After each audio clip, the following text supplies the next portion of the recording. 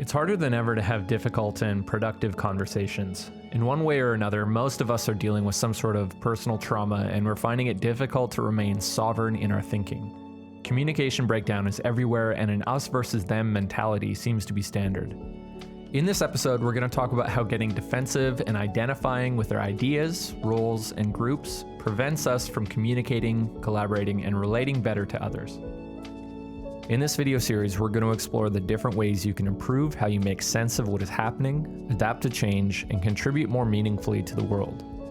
In future episodes, we'll cover subjects related to sense-making and cognitive sovereignty, resilience and shadow work, upgrading culture and society, and overcoming the meaning crisis.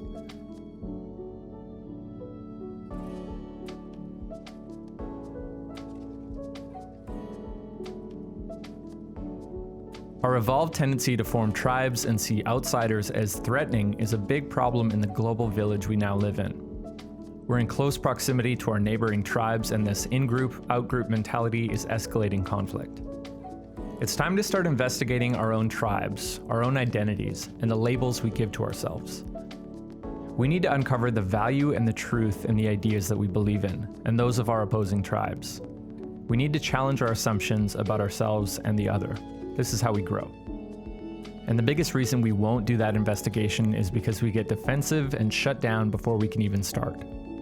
We get defensive because we feel we're under attack, and when we become defensive, our thinking becomes rigid, our IQ drops about 20 points, we become terrible problem solvers, and we invite everyone else to get defensive too.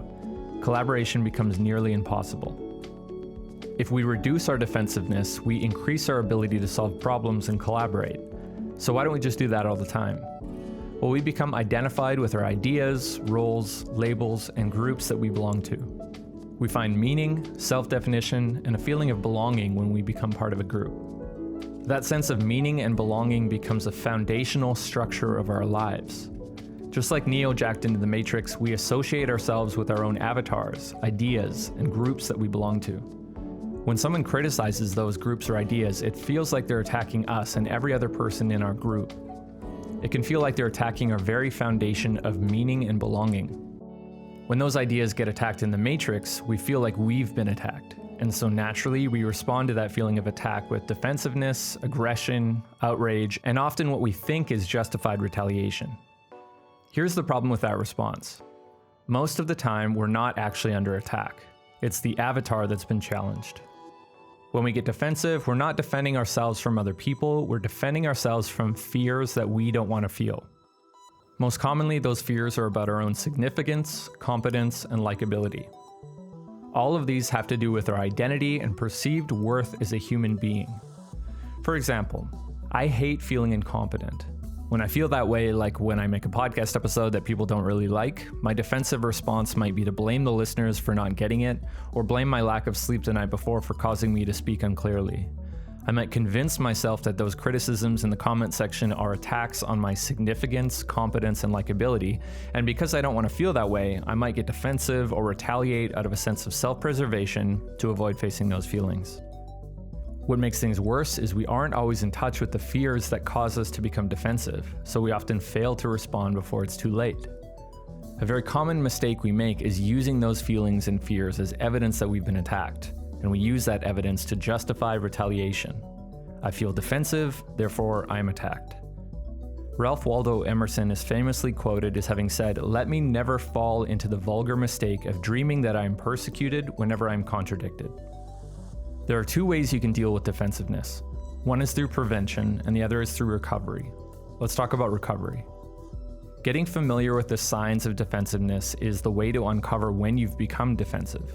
This can include feeling misunderstood, wanting to be right or have the last word, getting flooded with information to prove a point, thinking in all or nothing terms, blaming or shaming others, catastrophizing everything, feeling a charge of energy in the body, obsessive thinking, playing poor me, or a sudden drop in IQ or a feeling of confusion. If you can become aware of how you become defensive, you can design a strategy to avoid it. For example, if you feel yourself wanting the last word, you can take a second to become silent, count to 10, and regain composure. If you notice yourself blaming others, you can remind yourself of how you've contributed to the situation or how you'd likely make the exact same choice if you were in their shoes. Finally, we have the preventative strategy. It's called the subject-object shift. Any aspect of you, like a thought, feeling, idea, group characteristic, or role that you have, can be observed and examined objectively to uncover its truth and value to you. A big part of this is changing your perspective from subject, I am, to object, I have. From the I am perspective, you might say these types of things. I'm a Canadian, I'm a liberal, I'm a student. But these are self-concepts that we can get attached to and thus cannot reflect on or take an objective look at. They include personality traits, cultural views, societal roles, assumptions about the way the world works, behaviors, emotions, thoughts, etc. So now let's shift our perspective from I am to I have and see what happens. I live in Canada. I have some liberal political views. I go to university. These self-concepts now become more flexible, something we can detach ourselves from, look at, reflect on, change if needed, and then reconnect to. Something to watch out for here is our tendency to break down meaning structures or identities, only to replace them with something else. I often think of our social and cultural evolution like we're monkeys swinging around through a forest, letting go of one branch and grabbing onto the next. From social issues to politics to family to spirituality, we swing from one branch to the other, looking for support, looking to be kept from falling. When one branch of meaning feels like it can no longer support our weight, we jump from it and swing on to the next, believing all the while, or at least hoping, that we'll never have to leave that next branch. This again relates to the Matrix. This is the idea that the red pill is the wake-up pill and the last one you'll ever need to take. It's not. Life is a series of building and collapsing frameworks, one after the other. We want every red pill, every branch, every meaning structure to be the last one we ever have to find. We're terrified of that fall and of what it means to not have the next branch to grab onto. Nature loves courage. You make the commitment and nature will respond to that commitment by removing impossible obstacles. Dream the impossible dream and the world will not grind you under, it will lift you up. This is the trick. This is what all those teachers and philosophers who really counted, who really touched the alchemical gold, this is what they understood. This is the shamanic dance in the waterfall. This is how magic is done, by hurling yourself into the abyss and discovering it's a feather bed. Terence McKenna. What if we could get comfortable with freefall? What would it do for us?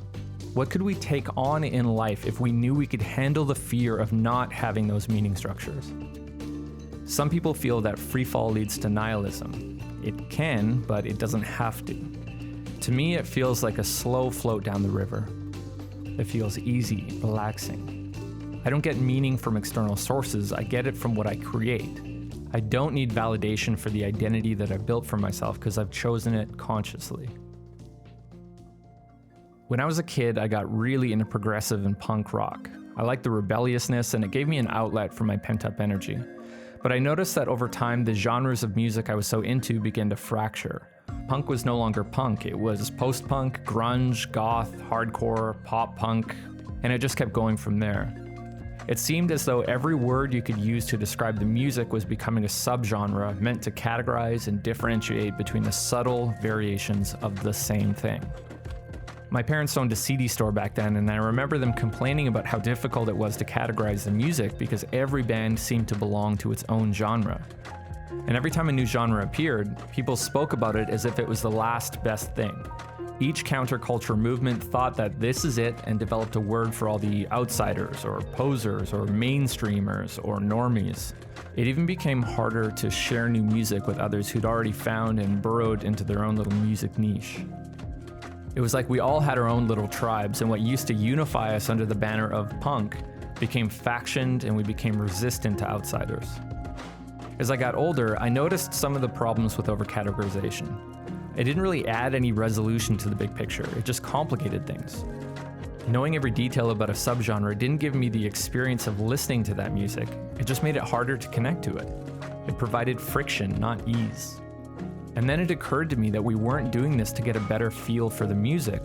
We were doing it solely for the feeling of community that it provided, and to build our own identity. It was just easier to find our tribes by subscribing to some genre way out there on the edge, away from all the normies and posers. But with that newly found community came all the same problems of tribalization, groupthink, hatred for the other, and resistance to change and newness, as well as opposition from the groups we didn't belong to. Our desire to be part of a tribe just put us into a box.